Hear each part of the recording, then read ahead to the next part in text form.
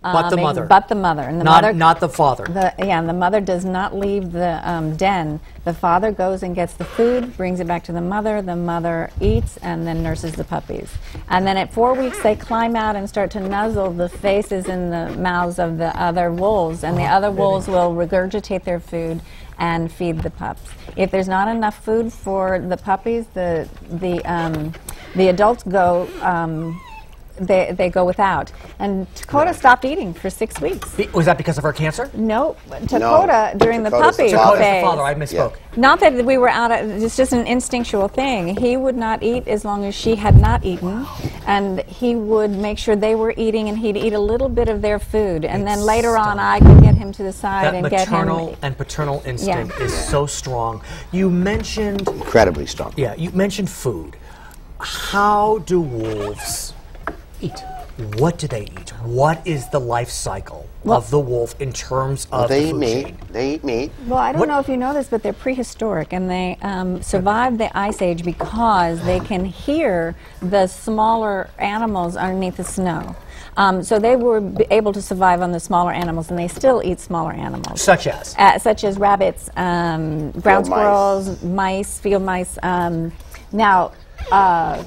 The other thing that they do is they work in packs. In order to take the bigger animals down, in order to survive as a pack, they need 3 or more wolves, and 3 is actually not enough to take down a deer or an elk. So they will eat deer, elk, caribou, moose. Right, moose.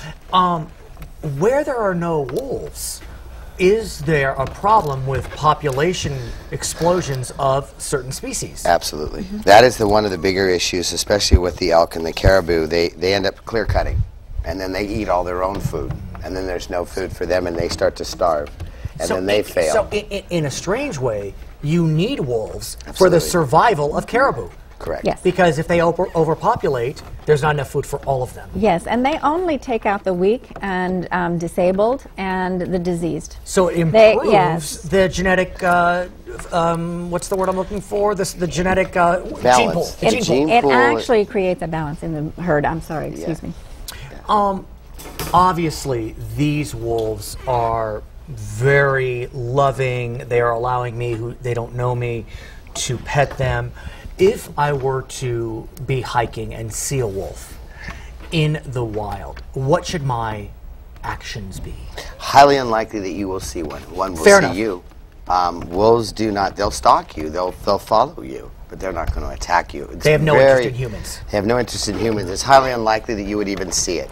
As Colette was saying earlier, in the ecotourism, people go up to Yellowstone and spend hours and hours and hours to see them. And they don't. Alaska as well, and never see them. And they don't see them. The reason being is because they hunt at night. Are they nocturnal? They're nocturnal. But suffice it to say, if we're in the wild and we should come upon a wolf, it's best that we keep our distance. I mean, these are domesticated for the best sense. Actually, they probably wouldn't hurt you. Right. There's been documented film footage of others actually sitting in fields with wild packs of wolves in the fields up in the Pacific Northwest. They're just not aggressive towards humans. They're not aggressive towards humans. They don't see us as a threat. They will let you know that they're there. Yeah. And they also are not aggressive animals. They only attack to eat. Of course. And they attack to protect their territory. So they are very, very fierce when it comes to their territory, because it has to do with food source and survival of the pack.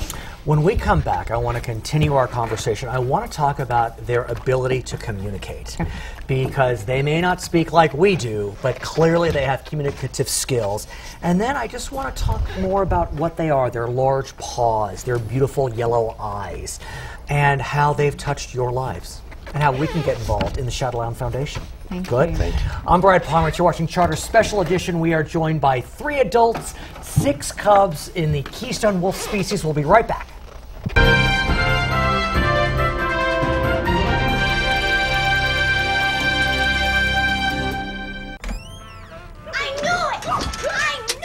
Oh, this isn't good.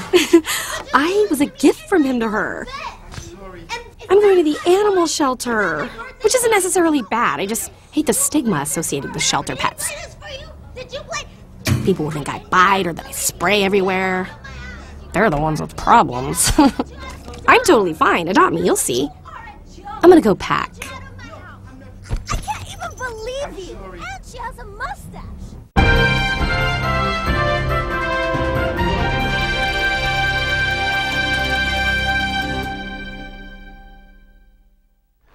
It's Charter Special Edition. I'm Brad Palmers. Thank you for joining us. If you are just joining us, I want you to know that, as the LA Times said, this is not my original line, Taylor Lautner is not the only wolf in Hollywood. We have 8 or 9 or 10 or 11 before us. We have 6 beautiful pups. We have 2 adults. One is off stage going to the bathroom. And then we have Mama and Papa Wolf right here, Paul Pondella and Colette Duvall. These are beautiful creatures. 6 cubs, 1 mom right here. Dad's going to the bathroom off stage. Paul, talk to us about how these animals communicate to each other. It's almost a subliminal message. They have their own sense of communication to where it's through a howl. Right. Facial expressions. Facial expressions, but mostly through their communication, through their howling. Mm-hmm. They will howl to each other to let, if another outside wolf is coming into their territory, or they'll let outside wolves know that they're coming into their territory. It's kind of unique the way that they work with each other. If you can just see the dynamics here, I can keep all their attention onto me because I have your food, something that they want. Food. But we have one over there that wants to go for a walk. But they've been incredibly well behaved. I don't even know if I want to use that term, but you know what I'm getting at. I mean, they're just very... They have instinctual, especially in the wild, and these guys, especially knowing how to work with the alpha of the pack, because they're the queen and king. Of course. These guys even knew that from the very beginning. She didn't have to tell them. When and it they wasn't approached their mother. her, they approached her on their bellies and turn over, and their ears go down, and they go immediately to submission. You, in addition to training these wolves for special needs, to the extent humans may have special needs, you also have a program for children. And it's an educational program that tries to teach humans to learn from the wolves. Yes. Tell me about your sociological experiment that seems to be working. Well, the wolves in the wild, and wolves by nature, are our kindred species. They live in communities. They are the closest thing into the way they live in this community as far as having a hierarchy. But the wolf pack is the most important thing, and each wolf has a position in that pack that is a dynamic that actually is very, very invaluable to the pack. So we teach that with the children today who feel separate, who feel different, that each person born into this arena, into a pack, into a family, is invaluable to that pack. And if we could learn to live a lot like they do and remember that the whole is important and the individual is important to that whole, that we teach the children that. Plus we also teach them animal husbandry, to treat their own animals. It's a wonderful message. Now, obviously, the Shadowland Foundation is a nonprofit, as I mentioned. And so talk to us about the challenges that presents and the challenges that will be presented in light of the fact that you have 6 babies. That's a big question, yeah. Thank God for our primary company, but we do, the foundation was set up as a nonprofit so that we can take donations that are tax deductible. And the website's on the screen. And the website is, shadowlandfoundation.org. It's based so that we can continue to evolve this. It's set up for that purpose entirely. These guys will grow up at around 5 years of age. 1 or 2 of them will have puppies to evolve. As the adults then will be 10, the father will be 7, they will be 5, and then the new pups come in so that we can continue to evolve. But they will not procreate amongst each other. No. Do they know that? Yes. They know not to procreate with siblings. They know that, and we will keep that from happening too, even though they have been. But even in the wild. You know, I'm going to say in the wild, they kind of know it unless there's no other way. I understand. In Michigan, there's an isle, I forget the name of it, but anyway, they have a little bit of problem with inbreeding there because they're so isolated and they're not allowed to leave. They're not allowed to grow. So I'm not, intuitively, if they had the room, they probably wouldn't. I want to ask you, we know what you are doing for these wolves. Obviously, their bond with you is pretty dramatic and pretty special.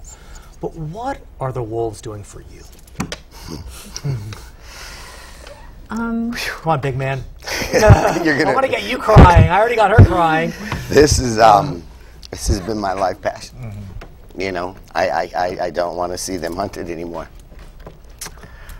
They're I get it. incredible beings. They are beings. You cannot look at this animal, be next to this animal, and not know that it knows you and knows your heart, and we know it. And any dog lover knows that to be true, and that that dog trait that we love is a wolf trait, and that we want the people to know that in the wild, these animals are precious and they are important, and they need to be everywhere. That's a little scary for people, but they do need to be everywhere, or we won't have any trees that will give us oxygen to breathe. And that's it. That's basic science. So is there good news ahead for wolves? We mentioned that a U.S. District Court reinstated the wolves' placement on the endangered species list. Is that decision being appealed? Where are we? It probably will be. It probably will be. Unfortunately, it'll probably bring out a lot of poaching, which is happening to the Mexican gray wolf, who they're trying to reinstate, and they're just killing off, and they seem to know what the alphas are and whether they have a collar or not. So there's that kind of hatred for this misunderstood species. And then you go up to Alaska and you have the aerial hunting, and that's the part that's cowardly. Really? Very cowardly. Is it allowed in Alaska? Through a loophole. Through a loophole, they say yes. And it's kept very quiet, but it's actually now on the map. So it's getting quite a lot of disparaging press, thankfully. Now, I heard a rumor. I don't know what kind of sport it is, though, and I'm just going to say this: to fly with an airplane and use a 12-gauge shotgun and pop shots off at an animal that's exhausted and you're chasing it. And it's not just to the wolves, it's to the grizzly bear and the polar bear as well, just to kill them. I understand. I want to say I heard a rumor that there may be a television show starring the two of you and your 9 babies. And so if you happen to see wolves in the house, Wolves are in the house. Just saying. You heard it here first. And I want to tell you it would be a blessing to our foundation, Yeah, and it to will them help and the getting the foundation. word out. I want to mention to you that you have blessed me by being here today. You have blessed my family. They have joined us today, and my friends who have joined us. These are beautiful creatures. And thank you so much for joining us. Again, it's the Shadowland Foundation. The website is shadowlandfoundation.org. Paul Pondella, Colette Duval, thank you again. Good luck. I know that you're going to be getting married soon, so I wish you only the best of Thank luck. you. You have enough Thank you. children here, so it's Oh, all yeah. good. Oh, My yeah. name is Brad Palmer, and you've been watching Charter Special Edition on Charter Channel 101.